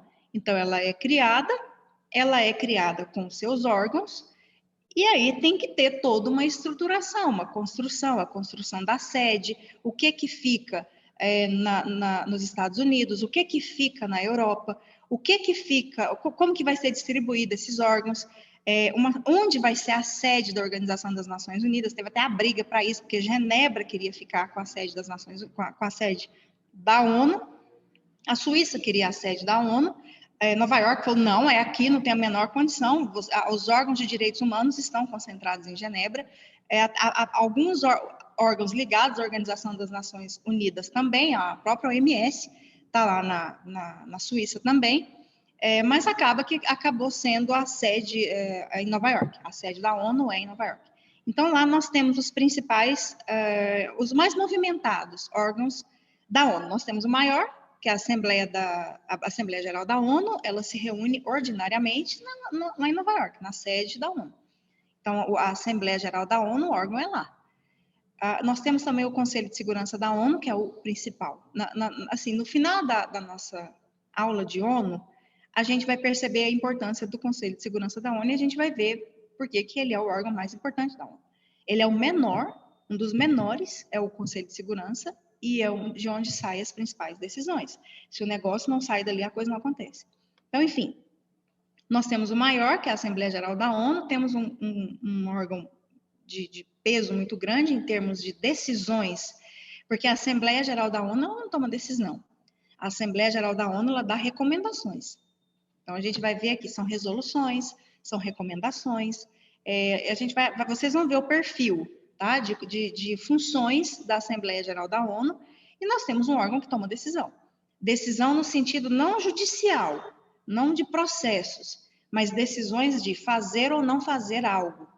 Principalmente dentro de uma pequena cúpulazinha ali dentro do Conselho de Segurança da ONU, de membros permanentes, 5 membros permanentes, que a gente chama de P5, que faz parte do Conselho de Segurança da ONU. São 15 membros, mas 10 são não permanentes e 5 não mudam.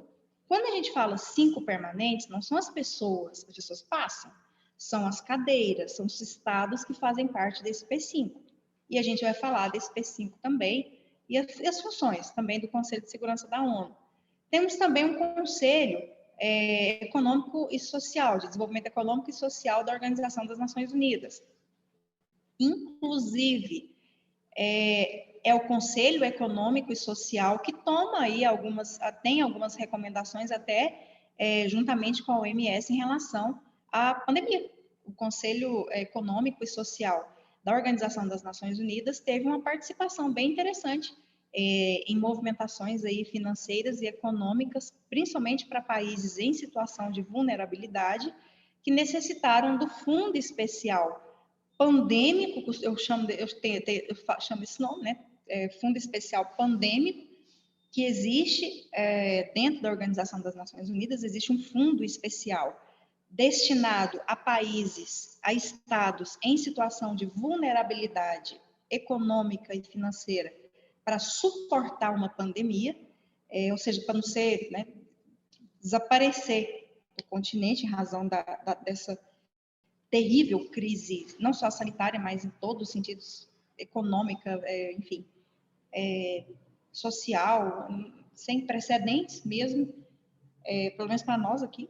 As pessoas falam pelo menos que eu tenho conhecimento, nós brasileiros não temos o menor precedente aqui de passar por uma situação que nós estamos passando agora. Nós não. Enfim.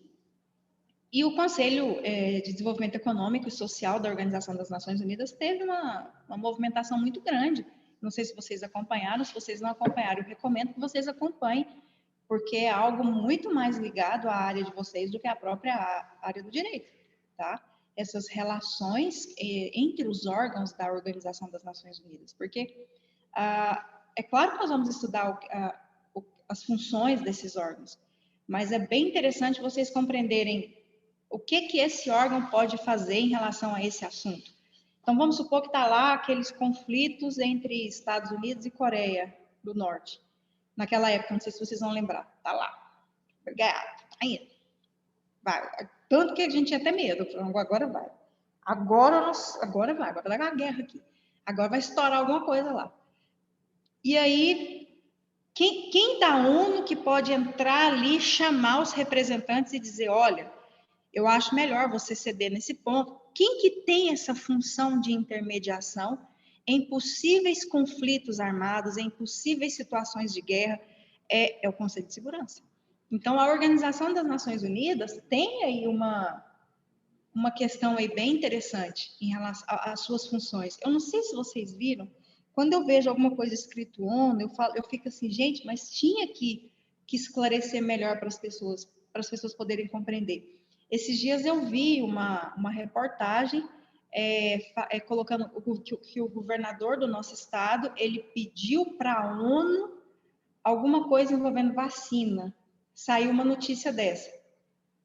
Aí eu fiquei pensando, mas a ONU não vai dar vacina. O trem tem que ser mais bem explicado, porque fica parecendo que é a Organização das Nações Unidas que vai fornecer essas vacinas. Não, na verdade, o que ele fez foi um pedido para a Organização das Nações Unidas fazer uma intermediação de diálogos com outros estados para a aquisição de insumos para o Brasil poder fabricar. Na verdade, era isso que era a intenção, pelo que eu tomei conhecimento internamente também, com colegas da área, que foi isso. E aí o negócio é divulgado para a população assim, governador do estado pede à ONU vacina. Eu falei, gente, mas acaba que induz a pessoa num erro. Mas como assim a ONU? Gente, a ONU é uma organização, mas a gente tem que pensar assim, quem?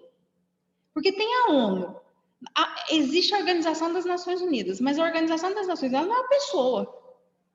É claro que a Organização das Nações Unidas, ela tem a gente chama, eu não vou falar chefe da ONU, né? Na verdade, é uma pessoa que a dirige. Uma única pessoa, tem uma pessoa responsável pela Organização das Nações Unidas, que sozinho não dá conta. E nós estamos falando do secretário-geral da ONU, é o secretariado, é uma pessoa. Então, nós temos um secretário-geral da ONU, tem essa pessoa. Só que essa pessoa não pode tomar decisões sozinho em relação ao funcionamento, em relação ao que a Organização das Nações Unidas vai gastar, em relação ao que ela vai fazer. Então, às vezes eu vejo assim, ONU manifesta apoio, mas quem da ONU? Como que é isso? ONU se posiciona... Nossa, eu não sei se vocês vão lembrar do caso. Eu estou falando que foi um dos casos que eu já vi que deu mais polêmica envolvendo o Brasil. Foi no ano de 2018. No ano de 2018, eu não sei se vocês vão se lembrar, o que aconteceu? O ex-presidente Lula, ele não concordou com o que estava acontecendo com as decisões aqui, e ele encaminhou um pedido para o Comitê de Direitos Humanos da ONU, que fica lá em Genebra, para esse comitê de 18 pessoas fazer o quê? Dizer, ele entendeu que houve uma violação de direitos humanos nas operações, lá em 2018. Aí ele falou, não estou conseguindo resolver isso aqui internamente, os advogados dele encaminharam uma petição para o Comitê de Direitos Humanos da ONU. E o negócio ficou lá rodando, e saiu uma manifestação. Nossa Senhora, eu nunca vi tanta movimentação no Brasil quando essa manifestação saiu.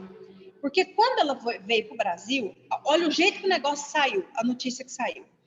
ONU se manifesta favorável aos pedidos feitos pelo ex-presidente, disso. O secretário-geral da ONU teve que ir no portal da Organização das Nações Unidas e dizer, olha, a ONU é muito grande. A ONU, o porta-voz da ONU, não se manifestou nada em relação a isso. O Comitê de Direitos Humanos fez um documento com algumas considerações e encaminhou para o Brasil.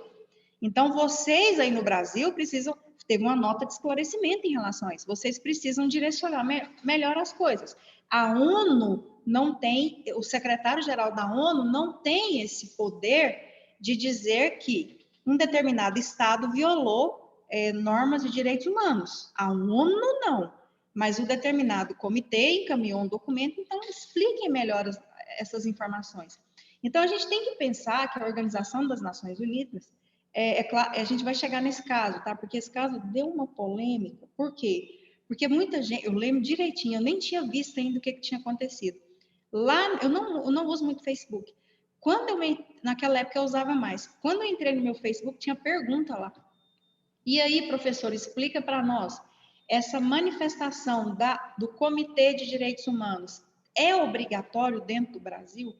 Então, foi uma das perguntas que mais apareceram para mim. Muita gente perguntando se tinha validade, se não tinha validade, se era obrigatório, se não era obrigatório, por que o negócio estava dentro do Supremo Tribunal Federal. Eu falava, gente, eu nunca vi um trem tão polêmico em relação a isso. E é muito comum a gente falar, mas a ONU...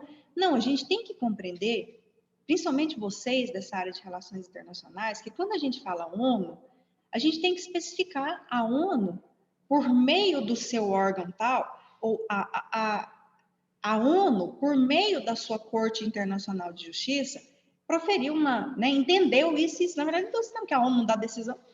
Enfim, a Assembleia Geral da Organização das Nações Unidas aprovou o orçamento da ONU, o orçamento anual da ONU, porque realmente é a Assembleia Geral da ONU que faz essa aprovação desse orçamento. Ou então, o Conselho de Segurança da ONU encaminhou um documento ao Tribunal Penal Internacional solicitando as investigações em relação a um determinado crime acontecido dentro do país. Então, tem que ter a fala correta. Quando a gente fala ONU, a gente tem que compreender que a ONU é um conjunto de órgãos.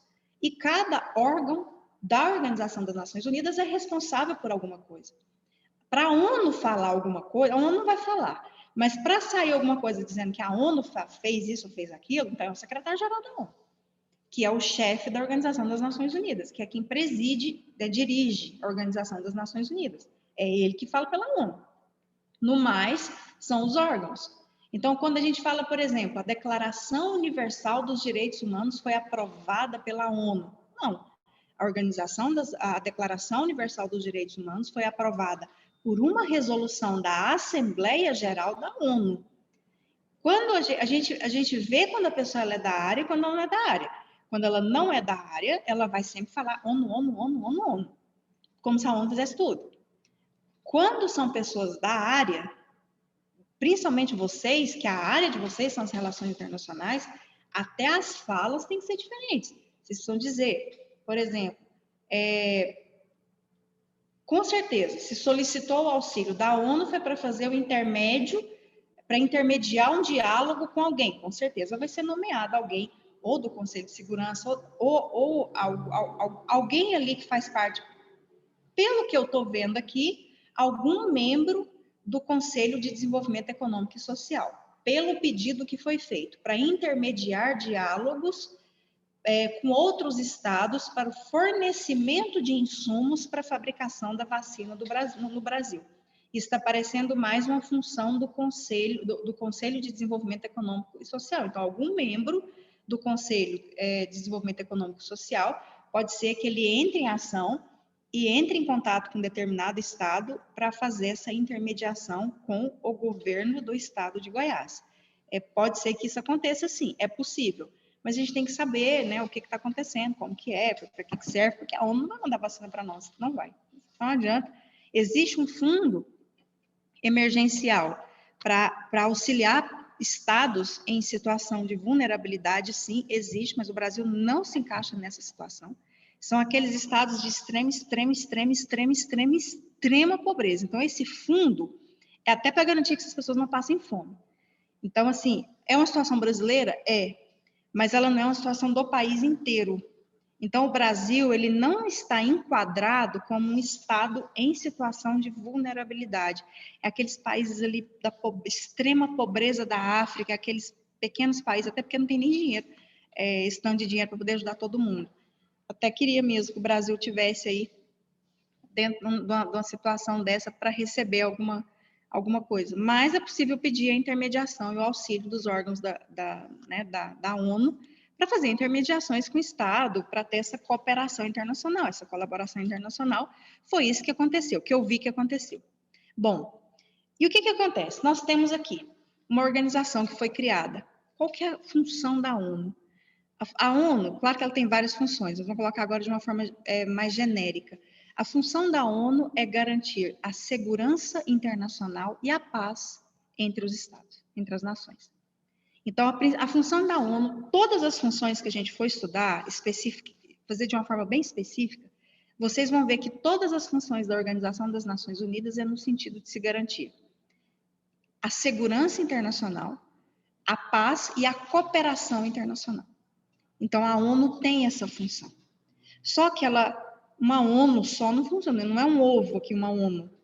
Ela tem vários órgãos. Por quê? Porque cada função é feita por um órgão. Então, por exemplo, nós temos o maior órgão.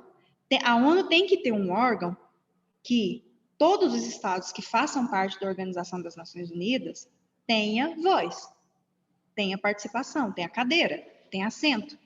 E esse órgão único capaz disso é a Assembleia Geral da ONU, que é o maior. Então, nós temos aí 193, 194 estados que têm assento na Assembleia Geral da ONU, por isso que é o maior órgão. Então, eu falo que a força simbólica da Assembleia Geral da ONU é muito grande. Quando a gente fala de ONU, na hora já vem na nossa mente aquela salona. Tanto que vocês fazem a simulação da Assembleia Geral. Então, é algo que tem uma profusão internacional e nacional muito grande. É o maior órgão da Organização das Nações Unidas. Então, nós temos ali um órgão que tem 193, 194 membros. Agora, imaginem esse órgão, ele organiza reuniões ordinárias uma vez por ano. Se eu não me engano, regimentalmente, é a terceira terça-feira do mês de setembro. Terceira terça-feira do mês de setembro. São as reuniões ordinárias da Assembleia Geral da ONU, que vocês vão simular. Então, o que que acontece? Mas, professora, 193, 194, parece que eu vejo mais gente ali naquela sala, parece que o negócio é maior. O que que acontece? Cada estado pode mandar até 5 representantes. Até. Pode ser que vá 1. Pode ser que vão 2. Pode ser que vão 5. O Brasil, geralmente, vão 50. Vai ter a Assembleia Geral da ONU, tá o avião cheio de gente para ir lá para a Assembleia Geral da ONU. Mas, na verdade, não tem assento para todo mundo. É para ir mesmo, é para ir. O brasileiro gosta de ir. Então, o Estado ele pode mandar para a reunião até 5 pessoas na delegação. Não, mandar o número vai quantas pessoas quiserem, mas ali dentro, tá? Para ter lugar para todo mundo, até para ter lugar para todo mundo. Mas é só um que vai, né, para poder falar. Enfim. E aí nós temos essa Assembleia Geral da ONU, com essa representatividade dos estados, e os estados acabam tomando decisões assim, sugerindo recomendações, discutindo questões envolvendo todos os problemas de ordem internacional que se refiram à segurança internacional, que se refiram à cooperação internacional. Então, todas as questões vão passar pela Assembleia Geral da ONU. Você pode ter certeza que dentro da Assembleia Geral da ONU se discute a pandemia, se discute programas de vacinação, cooperação entre os estados. É um tema, tá? Que passa. Todos os temas vão passar lá. A grande diferença é que a Assembleia Geral da ONU ela não tem aquele poder de tomada de decisão. As tomadas de decisões vão para o Conselho de Segurança. Então, ela tem um poder de votar orçamento. A gente vai especificar na próxima aula todas essas funções, mas é só para estabelecer algumas diferenças aqui. Nós já temos um Conselho de Segurança que não tem 193, 194 pessoas, tem 15. 10 não permanentes e 5 permanentes. Os 10 não permanentes, eles são votados na Assembleia Geral da ONU, é feito um rodízio, eles têm um mandato de 2 anos e não tem nem reeleição, para dar oportunidade de ter uma rotatividade maior. Mas tem 5 ali que não saem. E a gente chama de P5. Quem é o P5? É os 4 ganhadores da Segunda Guerra e a China. Então, nós estamos lá, a Rússia está lá, França está lá, Reino Unido está lá, Estados Unidos está lá e a China está lá. Qual é o país que faz o discurso de abertura da Assembleia Geral da ONU? Quem sabe? Quem discursa primeiro na ONU? Brasil, gente. Nós. O Brasil ele discursa primeiro na Organização das Nações. Já devo ter contado para vocês o motivo. Já contei, né? Da treta. Fui eu, a treta na época da formação do P5. Por que o Brasil discursa primeiro? Continua, Giuseppe. Sai não, você não sai não. O que acontece? Só lembrando, estou quase finalizando, tá? Tem um evento agora, 9 horas, mas só para a gente lembrar. O Brasil teve uma participação efetiva na ONU, na estruturação da ONU. Lá no final, na própria participação da Carta das Nações Unidas, na própria organização, né, da ONU, enfim, da divisão, né, dos órgãos, o Brasil teve uma participação impressionante. Foi o ministro, na época, foi o ministro das Relações Exteriores, ele vivia lá. Então, ele tinha uma relação muito boa com todos os estados, tinha relações internacionais naquela época, e ele estava ali articulando para fazer parte ali do negócio. E o que acontece? Diante desse trabalho que foi feito lá na época, né, no início da ONU, essa participação do Brasil, foi prometido para o ministro das Relações Exteriores que o Brasil seria um do P5. Era P4, eram os 4 ganhadores da Segunda Guerra. Foi prometido para o Brasil, mas isso aí é pesquisa documental, mas pesquisa documental em cima de pesquisa documental para chegar numa afirmação dessa, gente. Não é teoria de conspiração, não. Foi feita uma promessa para o Brasil, que o Brasil faria parte do Conselho de Segurança, mas como membro permanente. Então, o que aconteceu? Na época era os 4 países que ganharam a Segunda Guerra Mundial e o Brasil, que ia fazer parte do Conselho de Segurança como membro permanente. Mas foi só umas articulações que teve lá, e aí o ministro, na época das Relações Exteriores, foi chamado, né, teve uma conversa, uma reunião, e foi falado, olha, infelizmente o Brasil não vai poder fazer parte do P5, vai ser a China. E aí deu lugar para a China. Então a China faz parte do Conselho de Segurança da ONU como membro permanente. Era o lugar do Brasil. E aí a China ficou com o lugar. Ninguém sabe. Foi muito interno, foram discussões internas, a gente não tem elementos científicos para dizer os motivos, nós não conseguimos acesso a tudo isso. O que nós conseguimos em termos de documento é que tem sim até documentado que o Brasil seria um dos P5. Então, teve uma coisa muito interna que acabou decidindo que essa vaga seria da China, já que criou a quinta vaga, era o P4. Era só os ganhadores da Segunda Guerra. E aí a gente fica, mas o P4 é os ganhadores mais a China, por que a China? Na verdade, tinha uma conversa que seria o Brasil lá atrás. E isso tem documento, né? Troca de documentos que seria uma vaga do Brasil. Nossa, mas ficou uma relação muito estremecida. O ministro das Relações Exteriores da época ficou muito chateado, teve muito desgaste, foi muito complicado. Então, o que a própria Organização das Nações Unidas fez por meio do secretariado, por meio da própria Assembleia Geral da ONU? Para não desprestigiar tanto o Brasil, porque ele foi realmente tirado ali do P5, já era uma coisa acertada já com o ministro das Relações Exteriores, para não desprestigiar tanto e não deixar assim, nossa, nós vamos colocar o Brasil para ser o primeiro a discursar. Então, a gente vê muitos motivos, mas assim, pesquisador gosta de ir atrás, e a gente tem vários grupos de pesquisa unidos aí no Brasil todo, e a gente vai atrás, por que tem essa conversa que o Brasil ia fazer parte do P5? Então, a gente entrou em contato com universidades fora, que conseguiram documentos, que encaminharam, a gente tem também cópia desses documentos, que mostra que realmente teve toda uma conversa, e que seria mesmo a vaga do Brasil. Então, para não desprestigiar tanto, e colocar o Brasil assim, não, vou colocar pelo menos você para ser o primeiro sempre a fazer esse discurso, em nome da Organização das Nações Unidas, fazer a abertura, não vamos colocar o Brasil. Então, tem essas conversas de bastidores aí, tem mesmo, tem muito documento que comprova isso que aconteceu, né? Ó, o Guilherme já está ventilando aqui alguns motivos, tá? Por que é a China, por que não ficou o Brasil? Enfim, gente, a gente vai falar melhor de Organização das Nações Unidas, na próxima aula a gente vai especificar melhor as funções de cada órgão, tá?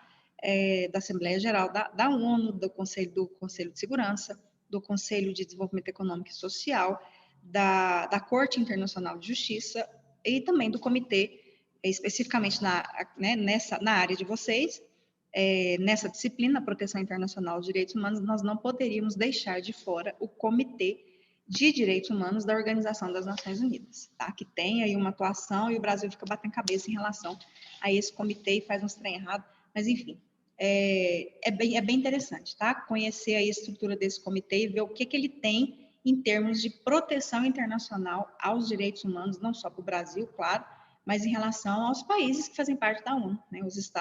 Todos os estados que fazem parte da Organização das Nações Unidas têm acesso aos órgãos da Organização das Nações Unidas, ok? É isso, gente, eu nem vi, eu falando aqui eu falei 1h50 direto, nem vi. Dúvidas?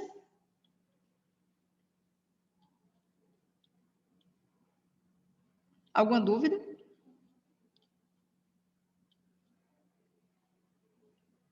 Povo? Vocês estão aí? Dá um oi. Dá um sinal. Dá uma fumacinha. Vocês estão aí? Tudo certo? Beleza, gente. Obrigada pelo retorno aí. Até agora tá tudo tranquilo. Na próxima aula, a gente entra especificamente nos órgãos da ONU, tá? Para a gente poder compreender mais tempo no Comitê de Direitos Humanos, que faz parte da proteção internacional aos direitos humanos, ok? É isso. Gente, pediram para nós conversar com vocês, os professores, tem um evento, parece que essa semana toda tem umas palestras que vão acontecer às 21 horas, Então, é para incentivar vocês a participarem. Então, estou dizendo para vocês, por favor, participem. Eu vou tentar entrar também, parece que são as palestras da Covid, agora 21 horas, tá? Provavelmente a professora Mariana deve disponibilizar, acho que ela encaminhou já, né? Já mandou o link aí para vocês. Se vocês puderem participar, vai ser bem interessante, tá? Dá tempo aí de vocês tomarem uma aguinha, um café, alguma coisa aí. E com café não, gente, toma café não. Agora, café tira o sono, vocês vão dormir mal. Agora não. E aí toma uma aguinha, toma um ar e vai lá para o evento, para poder participar e prestigiar o evento, tá bom? Gente, boa semana para vocês. O material de ONU eu até postei, mas na próxima aula eu jogo na próxima semana também, já está lá no AVA, e a gente dá continuidade ao nosso conteúdo, ok? Boa noite, boa semana para vocês, muita saúde, muita calma e tranquilidade, uma boa semana de estudos. Boa noite, professora. Obrigada. Boa noite, obrigada, gente. Tchau, gente. Obrigado. Tchau, tchau.